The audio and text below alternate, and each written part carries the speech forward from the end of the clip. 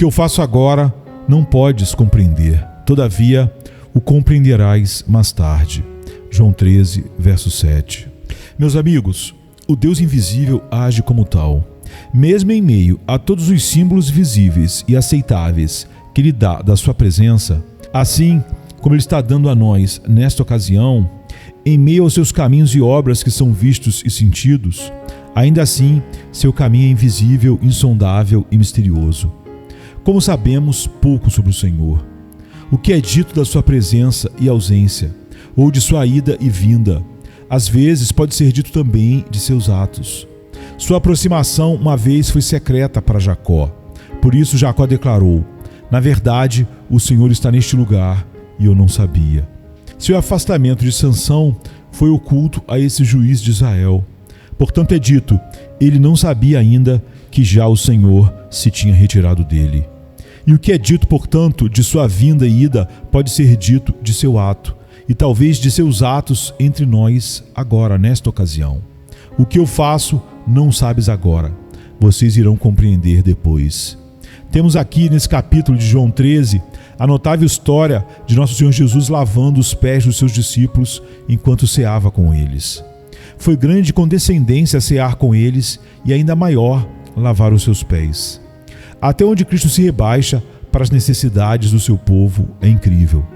Observe-se no verso 3 que Jesus, sabendo que o Pai tudo confiara às suas mãos e que ele viera de Deus e voltava agora para Deus, levantou-se da ceia, tirou a vestimenta de cima e, tomando uma toalha, cingiu-se com ela.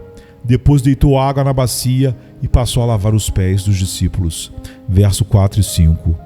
Todo poder e soberania foram dados a ele. Mesmo assim, conhecer sua excelência não impediu sua condescendência. Em vista da maior glória que tinha, ele mostrou ser o mais humilde que já viveu neste mundo. Nem os maiores sofrimentos que Jesus estava agora prestes a suportar, nem a maior honra a ele investida, poderiam fazê-lo se esquecer do seu pobre povo. Seu coração estava sobre eles tanto quanto sobre seus sofrimentos ou sua glória. Por quê? Por eles Cristo sofreu e por eles foi glorificado. E como os pensamentos de sua glória anteriormente não impediram sua condescendência, assim a posse de sua glória agora não impede seu rebaixamento para servir, sim, para os lavar e salvar. E quanto mais alto o Pai o exaltou, mais ele o capacitou para nos servir em nossa pobre condição. Bem, temos aqui o espanto de Pedro. Senhor, tu me lavas os pés a mim, verso 6. O que? Ele poderia dizer, tu, o Senhor e regente do mundo, tu te rebaixas para fazer isso por mim, um verme inútil, um homem pecaminoso. Aqui está um paradoxo que não consigo entender. Mas as condescendências de Cristo, em quem descobrimos ser percebidos por sua graça, são uma questão de justa admiração. Esta é a maneira do homem? O que somos nós e qual é a casa dos nossos pais? Seria bom aos melhores dos filhos e filhas de Adão que se sentassem aos seus pés e os lavassem com lágrimas, e os enxugassem com os cabelos de nossa cabeça. Mas o que é isso? Tu lavas os meus pés, Senhor. Rei dos reis e Senhor dos senhores. O fato de Cristo se humilhar e se rebaixar para nós não deveria obscurecer sua majestade ou nos fazer pensar menos dele, como se ele estivesse fazendo o que era muito inferior e impróprio à sua grandeza. Não. Se tivermos fé como um grão de mostarda, quanto mais baixo ele se rebaixar em nossa direção, mais o honraremos e pensamentos mais elevados teremos sobre ele. O texto é uma resposta ao espanto de Pedro. O que eu faço, diz Cristo, não sabes agora. Vocês vão compreender depois. Neste texto, ele diz duas coisas. Uma, que o desígnio desta obra estava atualmente escondido do apóstolo. E duas, que depois lhe seria revelado. Pedro ignorava essa obra, que mais tarde lhe foi explicada como significando outra lavagem interior e dando-nos um modelo de humildade e serviço um para com o outro. Ele era tão ignorante que sua modéstia pecaminosa o fez recusar esse ato de bondade e condescendência, como você vê no verso seguinte. Embora seja louvável temer o Senhor e sua bondade, e se maravilhar com suas condescendentes graças e misericórdias, é pecaminoso correr para esses extremos de medo e tremor, como para evitar, declinar e recusá-la. Embora o rebaixamento de nosso Senhor seja uma grande humilhação, é, contudo, um grande erro dos santos pensar que Ele não considerará que os servir é sua glória e honra. É parte dessa ignorância e erro, quando Jesus se rebaixa para eles com suas bênçãos, pensar que Ele se comporta inadequadamente em sua condescendência e que não seja possível que Ele realmente os favoreça de tal modo. No geral, podemos aprender com as palavras em sua conexão com o texto. 1. Que quando recusamos qualquer favor das mãos de Cristo, ou evitamos qualquer ato de sua graça condescendente, como se fosse impróprio a sua grandeza concedê-lo, ou a nossa maldade recebê-la, apenas descobrimos nossa grande ignorância e erro. E 2. Cristo pode estar muito perto do seu povo e fazendo grandes coisas para eles em passos de graciosa condescendência, e ainda assim eles podem estar muito ignorantes em relação a Ele e seus atos. O que eu faço, não sabes agora. 3. Cada obra de Cristo em relação ao seu povo carrega alguma coisa maior e preciosa em seu interior do que somos capazes de entender no momento. É mais repleto de sabedoria, poder, bondade, graça e fidelidade do que podemos perceber no presente. O que eu faço, não sabes agora. 4. Embora não possamos mergulhar nas profundezas do conselho de Cristo em sua obra em relação a nós, devemos, no entanto, o reverenciar e adorar nisso e nos submetermos em obediência irrestrita à sua vontade, sem questionar seus meios ou censurar seus procedimentos, uma vez que, por meio das trevas e ignorância, somos, cada um, juízes incompetentes. Assim fez Abraão. Pela fé, Abraão, quando chamado, obedeceu, a fim de ir para um lugar que devia receber por herança, e partiu sem saber aonde ia. Hebreus 11, verso 8. 5. Nosso Senhor Jesus não explica de início sua mente ao seu povo, o que ele pretende com tal obra e tal promessa e tal providência, até que, mais tarde, as obras subsequentes expliquem as interiores e providências subsequentes expliquem as anteriores. 6. Portanto, aprenda que devemos esperar nele até que ele explique o que agora pode ser obscuro e oculto para nós. Mas depois saberemos e veremos qual era o propósito e a tendência dos eventos que pareciam mais contraditórios e estranhos. Devemos deixar Cristo fazer as coisas da sua maneira, tanto em ordenanças quanto em providências. E descobriremos na questão qual é realmente a melhor maneira. O que eu faço não sabes agora, mas vocês vão compreender depois. Mas depois de tudo isso, o ponto da doutrina sobre a qual gostaria de falar é este: que as obras de Cristo em relação ao seu povo podem ser muito obscuras, misteriosas, ocultas e desconhecidas, até que ele as revele. O que eu faço, não sabes agora. Pedro, mas compreenderás depois. O que você precisa é ser lavado quando for culpado do crime hediondo de me negar 3 vezes, ou quando, na quitação do seu ofício, ser usado como um instrumento para lavar as impurezas pecaminosas dos outros. Mas essa doutrina pode ser verificada a partir de muitos exemplos. Os sonhos de José, bem como Jacó ser privado desse filho, foi obscuro e misterioso, até que depois se manifestou no curso da providência. O chamado de Abraão para oferecer seu filho, bem como ser ordenado a partir sem saber para onde ia, foi muito obscuro e misterioso. O casamento de Esther com Assuero foi uma providência gentil, mas o plano não se manifestou até o momento de desfazer o cruel plano de Amã. Cristo manifestou sua glória a Pedro, Tiago e João no monte. Mas eles não sabiam do desígnio do que ele estava fazendo, até que lhes revelou para que deveres e provações eminentes eles os estava preparando naquele instante. Moisés mal sabia qual era o mistério da manifestação que obteve de Deus quando ele o viu em uma chama de fogo na sarça, que queimava e não se consumia. E quando Deus lhe falou dizendo: Eu sou o Deus de teu pai, o Deus de Abraão, o Deus de Isaque e o Deus de Jacó, Moisés escondeu o seu rosto, pois tinha medo de olhar para Deus, até que o Senhor, depois disso, mostrou qual era o propósito dessa aparição e para qual serviço ele o estava chamando. Pouco sabia Israel quando foi conduzido através do Mar Vermelho e cantou triunfante na praia sobre todos os inimigos afogados, que aquela gloriosa aparição de Deus era para inaugurar os 40 anos da cansativa viagem pelo deserto. E o que o Senhor fez então, pela mão de Moisés, era símbolo da grande salvação através de Jesus Cristo. Mal sabia Paulo, nosso apóstolo, enquanto ele ainda era Saulo, o perseguidor, o que o Senhor fez quando lhe apareceu na estrada para Damasco, até que depois o Senhor lhe mostrou o que ele deveria fazer e sofrer pelo nome de Jesus. Os caminhos do Senhor, mesmo sendo de graça e misericórdia, são obscuros e desconhecidos. Portanto, diz o salmista, o teu caminho, ó Deus, é de santidade. Pelo mar foi o teu caminho, as tuas veredas pelas grandes águas, e não se descobrem os teus vestígios. Salmo 77, 13 e 19. A tua justiça é como as montanhas de Deus, os teus juízos como um abismo profundo. Salmo 36, 6. Grandes são as obras do Senhor, consideradas por todos os que nelas se comprazem. Salmo 111, 2. O Senhor efetua e continua sua obra graciosa segundo sua regra da divina norma, na qual ninguém pode penetrar.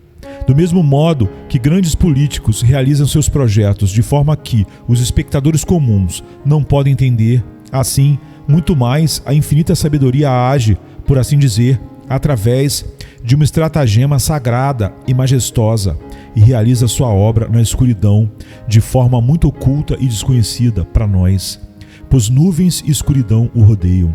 E portanto, diz o apóstolo, ó profundidade da riqueza, tanto da sabedoria quanto do conhecimento de Deus, quão insondáveis são os seus juízos e quão inescrutáveis os seus caminhos. Romanos 11, 33.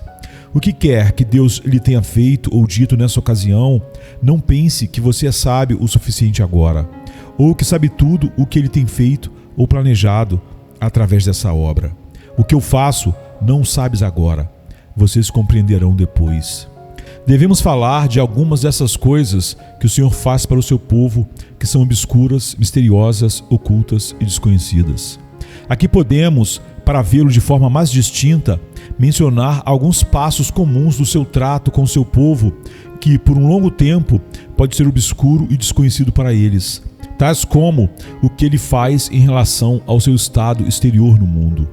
O que ele faz ao ordenar tais circunstâncias de prosperidade ou adversidade e sofrimento no mundo. O que ele faz com relação ao seu nascimento e educação. Seu plano no nascimento deles ter sido de pais graciosos ou não. Seu plano em ordenar os limites de sua habitação em tal lugar do mundo, onde eles nasceram. Todas essas coisas Deus determinou para nós e não sabemos exatamente por quê. Seu plano em trazê-los sob tal ministério, para tal sermão e tal sacramento e tal mesa, porque ele lança tal livro em seu caminho. Todos esses podem ser ocultos e desconhecidos para eles, até que o Senhor revele que bons e grandes planos ele tinha. O que ele faz por tal misericórdia e tal julgamento, tal palavra e tal vara. Mais uma vez, podemos condescender com o que ele faz com respeito ao estado espiritual interior deles. Eles podem estar em trevas profundas quanto ao que ele está fazendo, quando, por outro lado, ele os está convencendo e despertando, quando ele os está humilhando e quebrantando, quando o que se percebe, ele os está desertando e abandonando por sua conta, quando ele os faz serem tentados por Satanás e vencidos por suas luxúrias e os deixa sob o poder dos seus inimigos, negando seus pedidos, recusando-se a ajudá-los em oração e a ouvi-los, e parecendo rejeitá-los e lançá-los fora. Assim, o que o Senhor faz, eles não sabem até que ele volte a eles. E então, por outro lado, seu caminho e sua obra podem ser ocultos e desconhecidos, mesmo quando ele volta a eles, para que não saibam o que ele está fazendo. Quando o Senhor lava os pés deles, ou consente em lhes dar alguns sinais de sua graça perdoadora e purificadora, eles podem esperar tempo bom e caminho limpo, ou uma jornada próspera por toda a vida por vir, ao passo que ele ainda pode estar preparando-os para uma nova tempestade. Eles podem mal saber o que ele faz quando se manifesta de formas inéditas para eles. Podem considerar que é um preparatório para a demonstração mais gloriosa imediatamente, mas podem estar enganados e ver-se caindo morro abaixo para dentro da lama, ou podem jamais ficar cientes. Podem pouco saber do que ele faz quando, em uma solenidade de Santa Ceia, ele vem para afrouxar seus laços. E quando ele os está confortando, fortalecendo ou selando e falando em seus corações, eles podem pensar agora que sua montanha permanece forte, que eles nunca serão movidos, nunca serão o que já foram, nem duvidarão como já duvidaram. No entanto, rapidamente eles podem chegar a este ponto com ele. Apenas voltaste o rosto e fiquei logo conturbado. Eles podem ignorar o que ele está fazendo e planejando quando os traz para a casa de banquetes e os faz sentar sob sua sombra com grande prazer, e seu fruto é doce ao paladar deles. Podem então pensar: agora isso é para o meu conforto presente. Agora meu cálice transborda e espero que continue sempre transbordando, ao passo que ele possa os estar alimentando para a fome que está por vir, abastecendo-os para uma viagem, fornecendo-lhes provisão para um cerco, preparando-os para uma batalha ou talvez ungindo-os para um enterro. O que eu faço não sabes agora, mas vocês vão compreender depois. Aqui mencionarei algumas das obras especiais de Deus sobre as quais seu povo raramente sabe o que ele está fazendo por estarem encobertas com uma nuvem de majestade. Como quando suas palavras e sua obra, sua promessa e sua providência parecem colidir e contradizer umas às outras. Essa é uma vara obscura e oculta. O que ele faz não sabemos então, quando suas dispensações parecem, para a razão humana, estar indo no propósito de derrotar a promessa.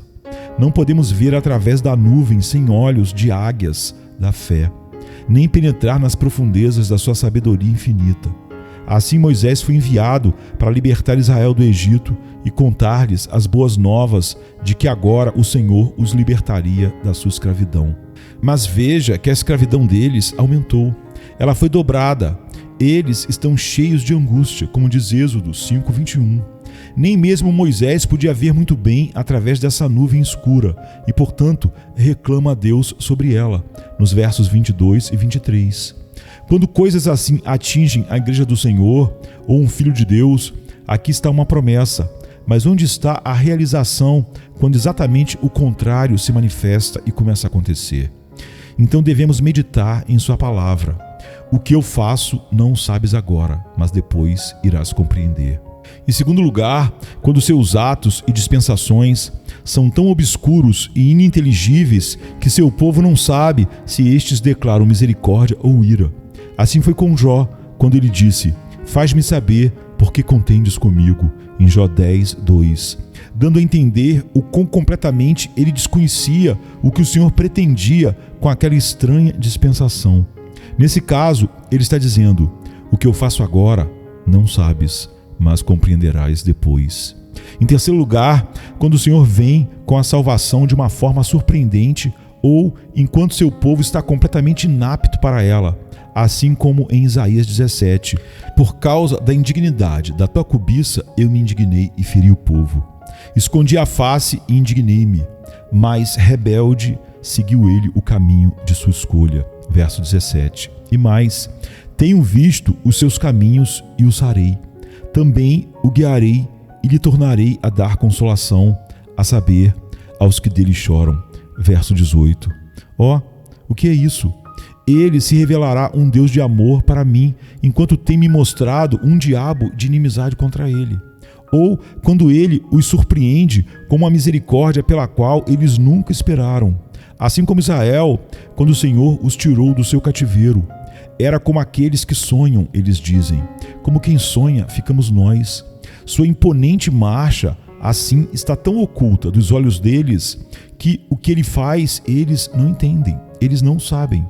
Entender seu caminho soberano está acima da capacidade deles. Em quarto lugar, quando a salvação vem, não apenas em forma de surpresa misericordiosa, apesar de tudo aparentar o contrário. Quando os inimigos são fortes e invencíveis, predominantes e vitoriosos sobre eles, e quando a força do seu povo se esvai, como em Deuteronômio 32:36, e quando a esperança deles se foi, e eles estão de todo exterminados, como em Ezequiel 37:11. Quando, em tal extremo, ele surge e salva, e o faz talvez por meio muito improvável, como pelo sopro de chifres de carneiro, ele derruba as muralhas de Jericó, ou por meio do jovem Davi, ele mata o grande Golias e derrota o exército dos filisteus. Nisso há muita majestade oculta. O que eu faço agora, não sabes. Em quinto lugar, quando inícios esperançosos de libertação e salvação se encontram com impedimentos e obstáculos inesperados, e quando a construção do templo espiritual, após a fundação ser lançada, passa a ser adiada, e o trabalho parece retroceder ao invés de avançar, como na construção do templo material nos dias de Esdras. Quão pouco entendemos o que significa quando o Senhor diz, por intermédio de Jeremias a Baruque: eis que estou demolindo o que edifiquei. Jeremias 45:4. Quando ele faz os inimigos prevalecerem e quebra sua obra esculpida, como com machados e martelos, quem pode enxergar através de tal dispensação, quando isso acontece a uma igreja em geral, como foi na obra da reforma, ou a um filho de Deus em particular, como na obra da graça sobre a alma? O que ele faz, não sabemos agora. Em sexto lugar, quando o caminho do Senhor em relação ao justo e ao ímpio parece inadequado para o estado diferente entre eles, como se ele desaprovasse seus amigos e favorecesse seus inimigos. Quão sombria e oculta é sua obra em relação a isso. A prosperidade dos ímpios e a adversidade dos justos foram, por um tempo, um grande mistério para Asaf, no Salmo 73. Sim, mais do que isso, às vezes os piedosos são permitidos ser um grande obstáculo para os outros, como quando o Senhor permitiu a Arão fazer o bezerro de ouro no deserto, que trouxe tanto pecado e ira sobre o povo. Eu poderia citar Davi, Salomão, Pedro e outros. Quão obscuro isso é, e as respectivas dispensações. E quando, por outro lado, ele usa os próprios ímpios para realizar sua obra e faz com que seus planos perversos contribuam para promover seu santo e glorioso plano. Assim como ele fez com a traição de Judas, a sentença de Pilatos, a maldade dos judeus contribuir para a obra de nossa redenção. Certamente, o que ele faz, não o sabemos. Suas gloriosas obras são ocultas e desconhecidas. Ele pode precisar de inimigos contrários à sua vontade, usá-los para fazer o que é um claro promover de sua obra, como quando os filisteus foram constrangidos a devolver a arca de Israel, em 1 Samuel 6. Em sétimo lugar, em uma palavra, quão obscura e oculta é a sua obra quando ele elimina instrumentos que parecem ser mais adequados para ela, e isso antes mesmo de sua obra ser iniciada. Como Davi, que preparou material para a construção do templo, mas que não foi o instrumento para esse propósito. Ou antes de que o trabalho deles fosse encerrado, como Moisés, que trouxe Israel através do deserto, mas foi levado e não usado para acabar a tarefa de conduzi-los à terra prometida, o que ele teria feito com prazer. Quão sombria e desconhecida é a sua obra, quando ele os chama a acreditar no que parece contraditório ao sentido carnal e à razão, como Abraão tendo um filho quando seu corpo e o útero de Sara estavam ambos mortos, e que, ainda assim, creu no Deus que vivifica os mortos e chama à existência as coisas que não existem.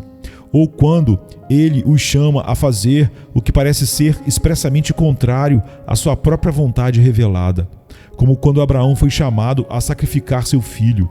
Essa foi uma ordem probatória, e pela fé Abraão percorreu todo o trajeto planejado. Quão obscuras são a providência e a aprovação quando o dever é aparentemente colocado contra o dever, como quando líderes religiosos e profetas voltaram-se contra Neemias e o pressionaram como um dever que não era dever, como você vê na história em Neemias 6, 10 e 14. E quando profetas são colocados contra profetas, não apenas os profetas de Baal contra os profetas de Deus, mas profetas do Senhor contra outros profetas do Senhor, como no caso do velho profeta em 1 Reis 13, fingindo ter informações angelicais e enganando o homem de Deus. Finalmente, quão sombria e ininteligível é a sua obra quando ele nos levanta com uma mão e nos derruba com a outra, quando ele cura com uma mão e fere com a outra. Como a criança que Cristo pegou pela mão para curar, primeiro piorou, pois o diabo o agitou com violência, e caindo ele por terra, revolvia-se espumando. Marcos 9, 19 a 26. O chefe da sinagoga fez Cristo comprometer-se a ir junto com ele e curar sua filha. Mas eis que uma ferida é infligida, visto que uma pessoa veio de sua casa dizendo: tua filha já está morta. Não incomodes mais o mestre. Nessas obras e outras semelhantes, ele está dizendo para nós: o que eu faço agora, tu não sabes, mas você compreenderá depois. E nós nos inclinamos e o adoramos.